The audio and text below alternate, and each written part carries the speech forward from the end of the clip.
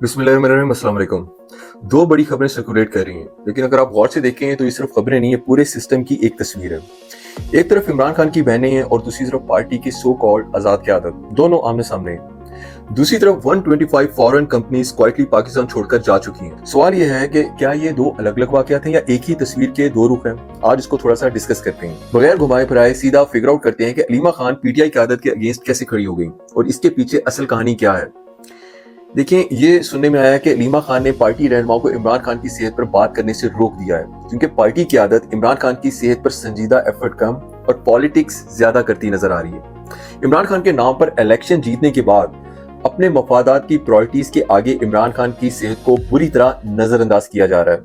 ऐसे में अलीमा खान ने बिल आखिर अपने भाई के हेल्थ इश्यूज से इनको डिसएसोसिएट ही करना था, ये कहकर कि फैमिली इश्यूज हैं ये हमारे, बराए मेहरबानी आप अपनी वो आला ओहदे एंजॉय करें जो आपने इमरान खान के नाम पर हासिल कर रखे हैं। अब यहाँ से एक सवाल पैदा होता है कि अगर पार्टी की आदत और फैमिली एक पेज पर नहीं है तो फिर नैरेटिव कंट्रोल किसके पास है?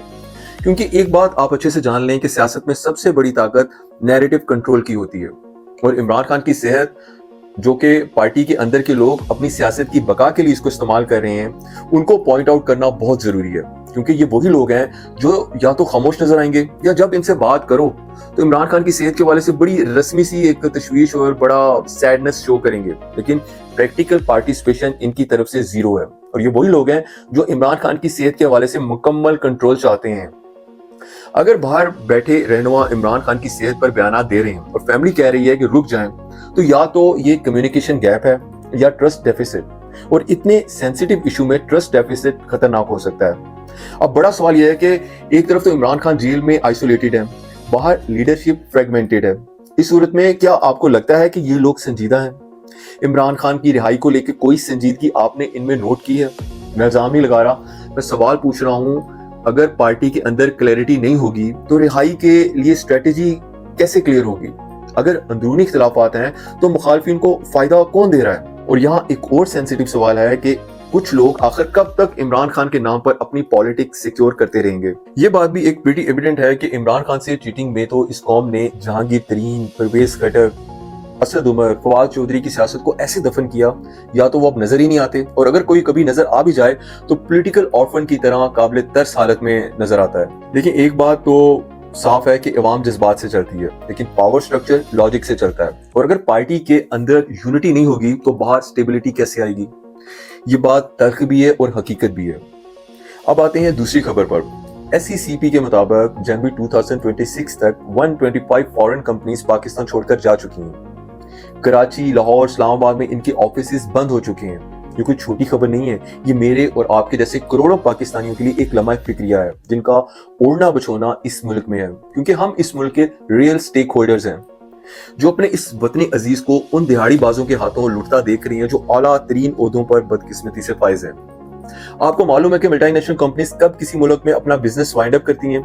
कोई भी ग्लोबल या मल्टीनेशनल कंपनी किसी मुल्क में चैरिटी करने नहीं आती, वो प्रॉफिट गेन करने के लिए आती है। वो उस मुल्क की स्टेबिलिटी देखती है, वो एक प्रेडिक्टेबल पॉलिसी चाहती है, वो रूल ऑफ लॉ देखती है। अगर हर चंद महीने बाद पॉलिसीज बदलती नजर आए और अगर करेंसी वॉयलेट हो, अगर इंपोर्ट रूल्स अनप्रेडिक्टेबल हो, अगर एनर्जी कॉस्ट स्काई हाई हो, तो इन्वेस्टर यहाँ झक मारने आएगा, वो क्वाइटली एग्जिट ही करेगा। और बदकिस्मती से हमारे मुल्क में यही हो रहा है। सरमायाकार स्पीच नहीं सुनता, वो नंबर्स देखता है, फैक्ट्स जानता है। अगर नंबर्स नेगेटिव सिग्नल दें तो एडवर्टाइजमेंट से इन्वेस्टमेंट नहीं आती। आप एडवर्टाइजमेंट में अरबों रुपया भी खर्च कर लें, इन्वेस्टर को कभी भी अट्रैक्ट नहीं कर सकते। यहाँ मसला सिर्फ हुकूमत का नहीं, ये मसला सिस्टम के ऊपर उस कॉन्फिडेंस का है जिसको हमारे बड़ों ने अपने पांव तले बुरी तरह रोन दिया है। इन्वेस्टर को यकीन होना चाहिए कि जहां वो इन्वेस्ट करना चाह रहा है वहां की रियासत असूल और कानून के ताबे है, और असूल और कानून कौन डिसाइड करता है? वो रियासत का आइन डिसाइड करता है। लेकिन जब वो इन्वेस्टर देखता है कि मुल्क की ड्राइविंग सीट पर ऐसे जोकर बैठे हुए हैं जो आए दिन रियासती कानून और रूल ऑफ लॉ को अपनी मर्जी के मुताबिक तोड़ते मरोड़ते रहते हैं, और अदालती स्ट्रक्चर एक ताबेदार पटवारी की तरह काम कर रहा है, फिर भी अगर आप उम्मीद रखते हैं कि यह इन्वेस्टर आएगा तो आप काफी अकल से पैदल हैं। ऐसे अनसर्टेन बिजनेस एनवायरनमेंट में कोई भी मल्टीनेशनल कंपनी रिस्क नहीं लेती, और जब 125 कंपनियां एग्जिट कर चुकी हों तो ये आइसोलेटेड इंसिडेंट नहीं होता, ये एक पैटर्न होता है और इसको आपको समझने की जरूरत है। एक तरफ पॉलिटिकल फ्रेगमेंटेशन है, दूसरी तरफ इकोनॉमिक एग्जिट है। ये दोनों समाव एक दूसरे के साथ जुड़े हुए हैं, क्योंकि पॉलिटिकल इंस्टेबिलिटी लीड करती है इकोनॉमिक अनसर्टेनिटी को, ये तो बड़ी वाज़ेह सी बात है, और इकोनॉमिक अनसर्टेनिटी लीड करती है इन्वेस्टमेंट एग्जिट को, जो अब हम विटनेस कर रहे हैं। ये चेन रिएक्शन होता है, और अगर ऑपोजिशन इंटरनली डिवाइडेड हो और गवर्नेंस मॉडल ऑलरेडी प्रेशर में हो, जो हम पिछले 3 सालों से विटनेस कर रहे हैं, तो रियासत का ओवरऑल कॉन्फिडेंस कोलैप्स कर जाता है और फिर कुछ बेवकूफ मार्केट को इमोशंस पर चलाने की कोशिश करते हैं, जैसा हमें नजर आ रहा है। मार्केट की ग्रोथ के लिए भाई साहब इन्वेस्टर को कॉन्फिडेंस देना पड़ता है, लेकिन जहां रियासत का अपना कॉन्फिडेंस पर एक बड़ा क्वेश्चन मार्क लगा हो, वो वहां इन्वेस्टर एग्जिट ही करेगा। मैं किसी एक फर्द को ब्लेम नहीं कर रहा, मैं एक पैटर्न की बात कर रहा हूं। जब सियासी जमात के अंदर डायरेक्शन क्लियर ना हो, जब मौशी पॉलिसीज लॉन्ग टर्म की नजर ना आए, तो फिर मसला अफराद का नहीं रहता, मसला स्ट्रक्चर का हो जाता है। और जब स्ट्रक्चर पर सवाल उठने लगे तो इन्वेस्टमेंट भी सवाल बन जाती है। और लीडरशिप के ऊपर उठने वाले सवाल तो हम कई सालों से देख ही रहे हैं। अब सवाल ये नहीं कि कौन सही है कौन गलत है, असल सवाल ये है कि मुल्क किस डायरेक्शन में जा रहा है। और जब डायरेक्शन अनक्लियर हो तो सबसे पहले फॉरेन कंपनीज ही एग्जिट करती हैं, फिर लोकल बिजनेस कॉशियस हो जाते हैं, और लोकल बिजनेस के कोलैप्स करने के डायरेक्ट इफेक्ट्स गरीब आवाम होती है। और फिर गुर्बत की एक ऐसी लहर उठती है जो किसी भी रियासत, किसी भी कंट्री के लिए बहुत खतरनाक साबित होती है।